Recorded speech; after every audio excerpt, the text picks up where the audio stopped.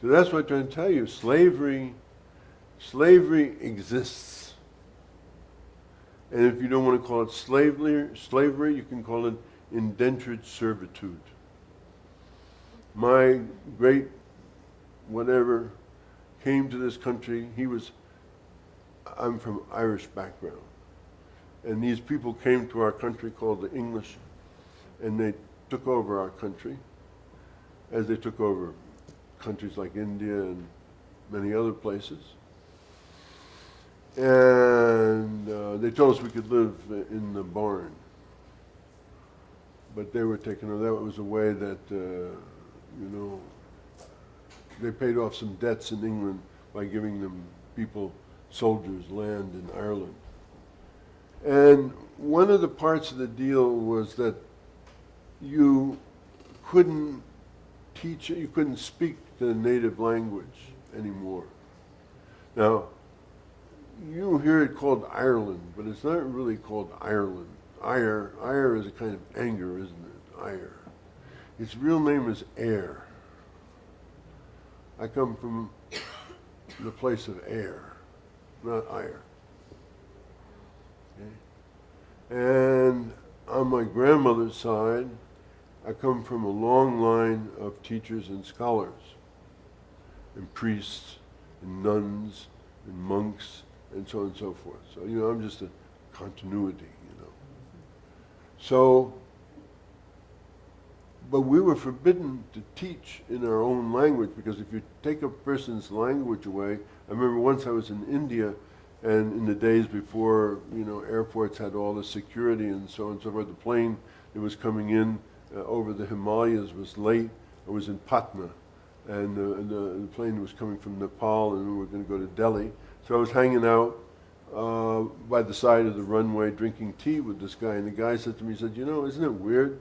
Like, neither of us this is our language, but we're talking this language, right? This is how we're communicating with one another, right? So that's what happened. They put their language in your mouth, right? So this great uncle of mine was a teacher. And he spoke in this language, Gaelic or Irish.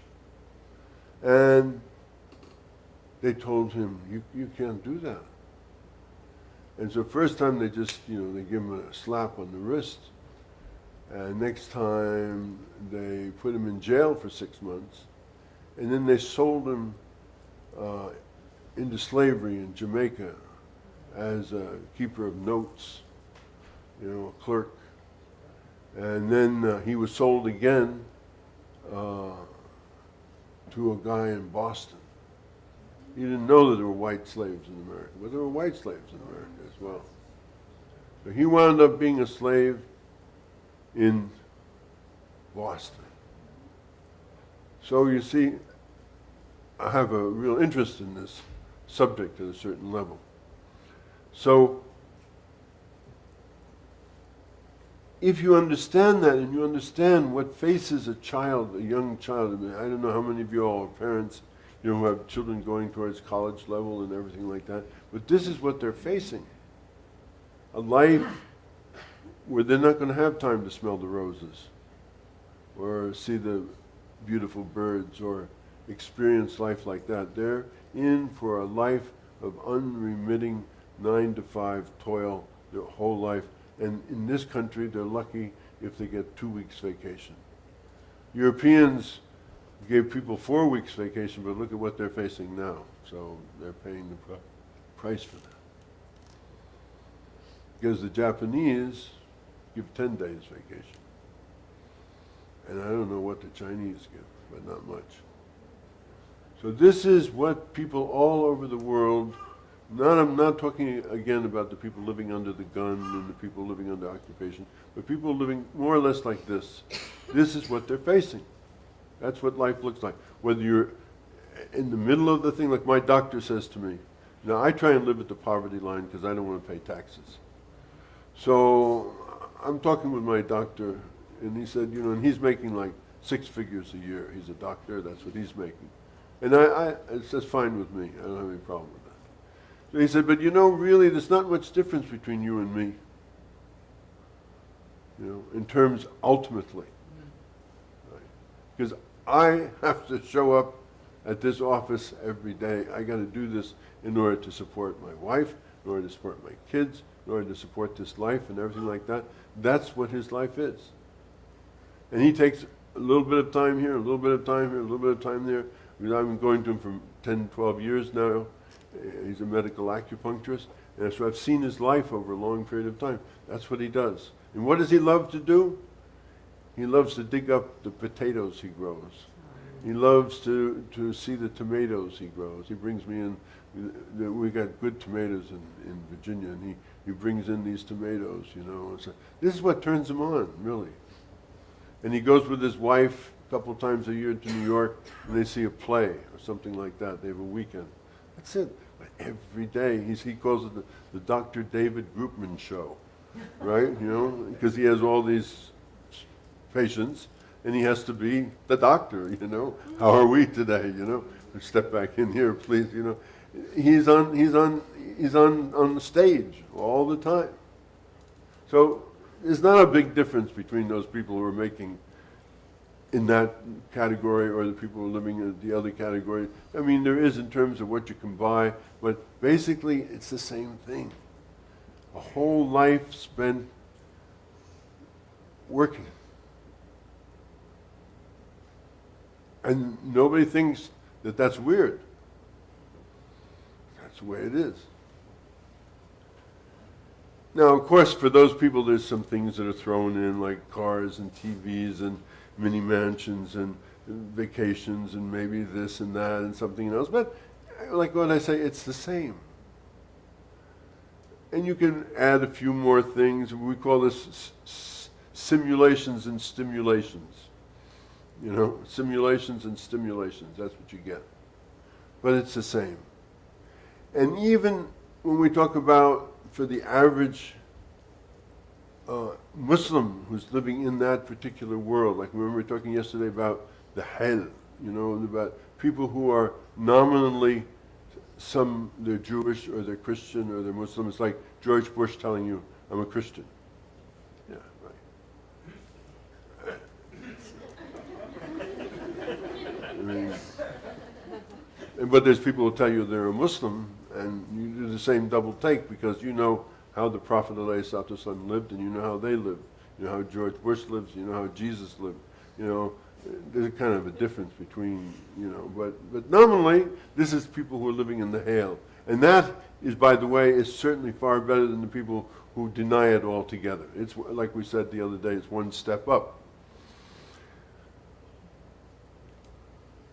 But when we think like what's going on now, we talk about this 99% and, you know, Occupy Wall Street and all of these things, and 1% controlling most of the wealth, and this is very well known. But the end for most people in this world is a rather nasty death underneath beeping machines and drug-filled drips of intensive care and so on and so forth like that. That's everybody's end. Like what I said in the khutbah, this life is a terminal disease. Nobody in this room is getting out of here alive. And all of us, for the most part, unless you have an accidental, quote, death, where you're taken like this, you wind up in one of those places, and those people who are doctors will tell you, it's a, you know, when they start putting intensive care on people and they do things like that, they can't talk anymore, but they're suffering terribly. But who's not suffering? Their family. Because the family said, doctor, can't you do something for him? I said, okay, well, we'll put this on, we'll put this in his arm, we'll put this in his this. But you know, you don't know the pain that that person is going through because they're no longer able to communicate the pain that they're going through. And for most people, listen to me, this is the way we're all going to wind up. Right? So this is the story of the life of the developed world. Everybody knows, as another song goes, that that's how it goes. The ship is leaking, the captain is lying, and the dice are loaded. Everybody knows that that's how it goes. But among those who are voluntarily and involuntarily enslaved, there are some people who say, I want something more than that. This is what Y is about. I'm not going to take it. I'm not going to be satisfied. There's got to be something more than that. What I've described for you. There's got to be a life that's more than that. There's got to be something that and especially if you read the Quran and you read that, and then Allah is telling you, I created you in the best of forms, you say, this cannot be the best of forms. This cannot be what Allah intended for us. There is something else. And for those people, that's why Tasawwuf exists. That's why Sufism exists. Because it offers a way to people to go beyond that life.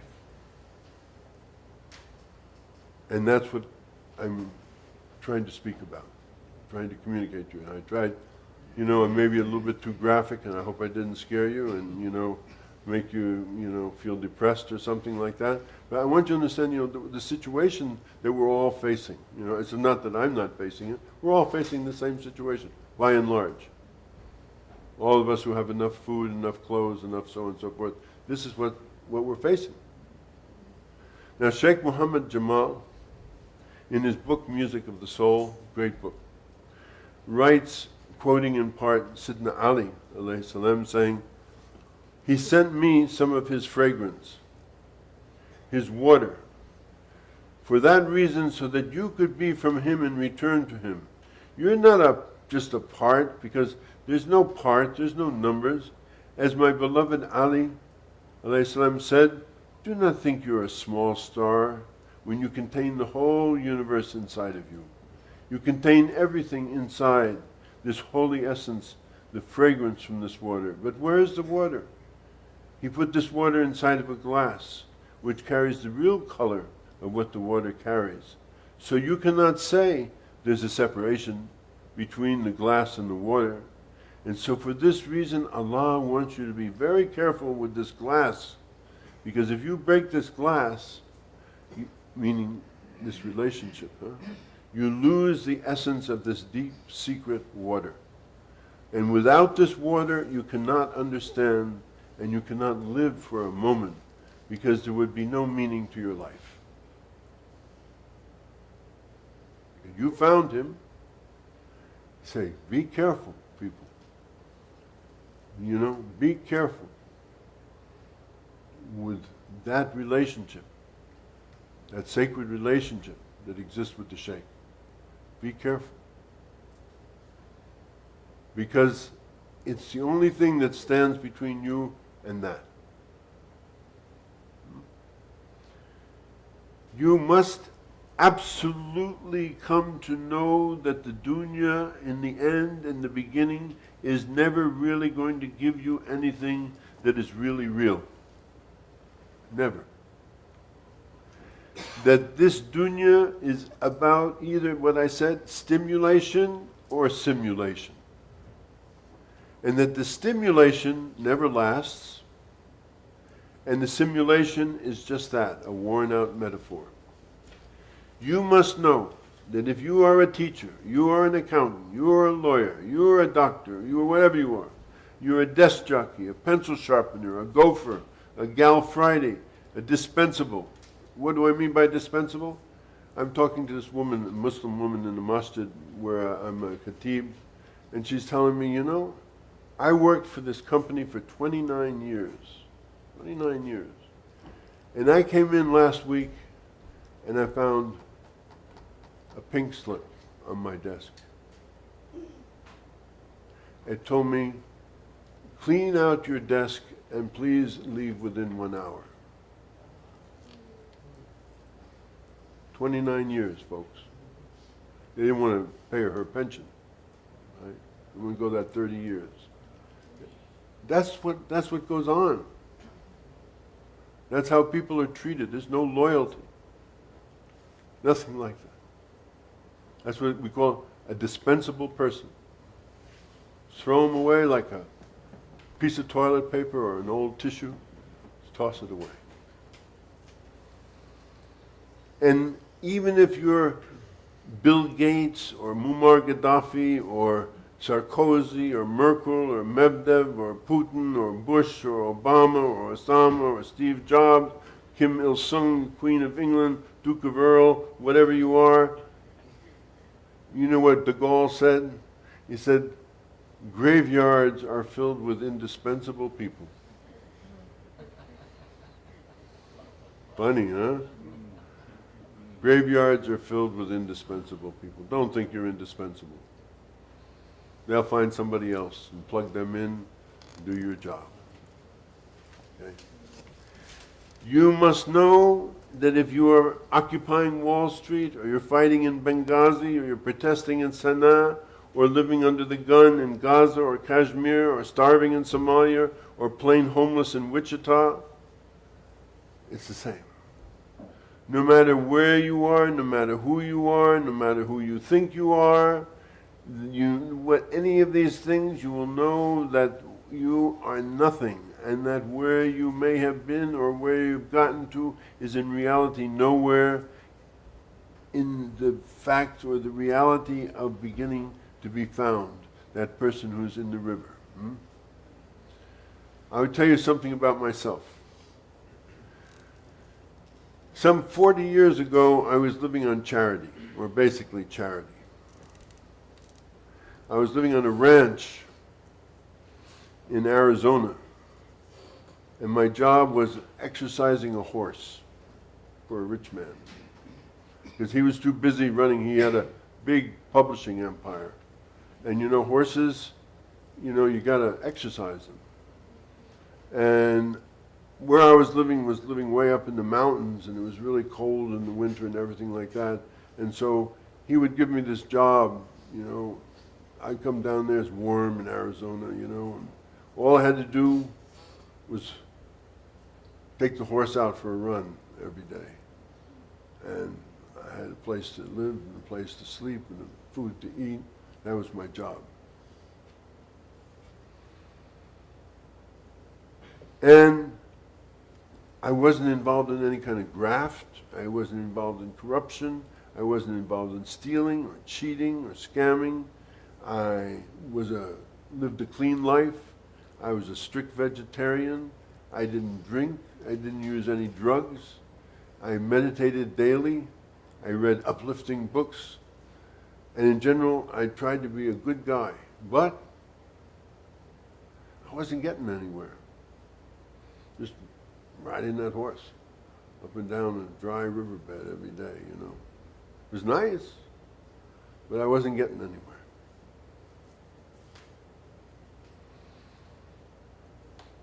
My existence was purposeless at a certain level. A kind of a sacred boredom, a benign nothingness. I was free to spend hours looking at the various multicolored lichens that grew on the rocks that line the old riverbed.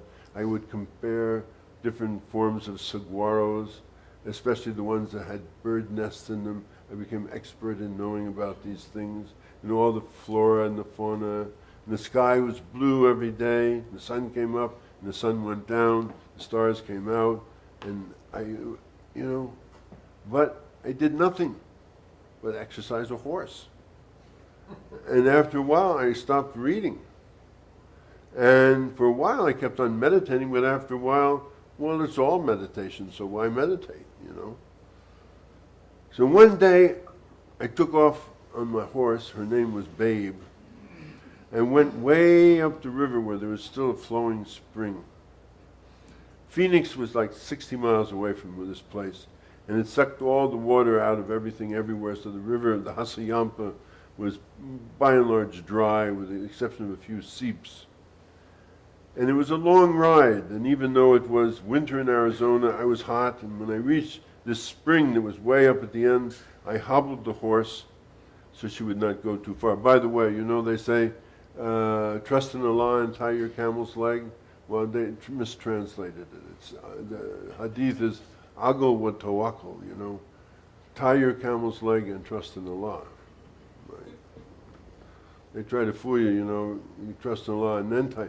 Man, if you don't tie your camel's leg, if you don't tie your horse's leg, and you're 30 miles, 20 miles up the river, you know, and you go take a snap and that horse wanders off, you got a long walk home. So first of all, tie the horse's leg. You know, this is hard-won knowledge, folks. Tie your horse's leg and then trust in Allah, right? And the Prophet, by the way, he knew that. That's why he said, Ago wa tawakkul. You know, he had it right, but the people who translate it have it wrong. So anyway, I was there and like that, and somebody came to me and began to talk to me. He had on a green shirt. And he told me, he said, you know, there's this man in California. You should go see this man in California. I was asleep, or I was between sleep and rest, and lying there by the spring. And he told me, he said, just as clear as day, he said, there's this man in California. You should go see him. And I had known about this man because the school I worked for, we'd invited this man to come and teach at one time or another. So I thought, all right. And I woke up and I got back on my horse and came back down